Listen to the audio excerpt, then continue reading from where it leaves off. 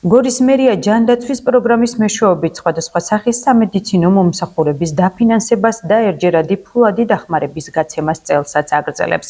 ადგილობრივი თვითმმართველობის ინფორმაციით დახმარებები განკუთვნილია იმ კატეგორიის ბენეფიციარებისთვის, რომელთა სამედიცინო მომსახურების ხარჯებსაც სახელმწიფო პროგრამები ნაწილობრივ ან საერთოდ ვერ ფარავს.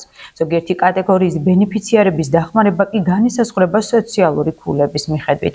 დახმარებებით სარგებლობა შეუძლია მხოლოდ გორის მუნიციპალიტეტის ტერიტორიაზე რეგისტრირებულ მოქალაქეებს. კუთვნილი შეღავათების მისაღებად დაინტერესებულმა პირებმა წერილობით უნდა მიმართონ გორის მერიას. გორის მუნიციპალიტეტის მერია 2025 წლისთვის კიდევ აგრძელებს ამ სოციალური პროგრამების სოციალური პროგრამების განხორციელებას.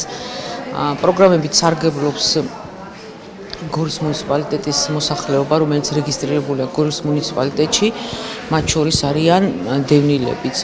პროგრამა არის 25 სახის პროგრამაა და სხვადასხვა ბენეფიტებით სარგებლობენ სხვადასხვა კატეგორიის ჯგუფები.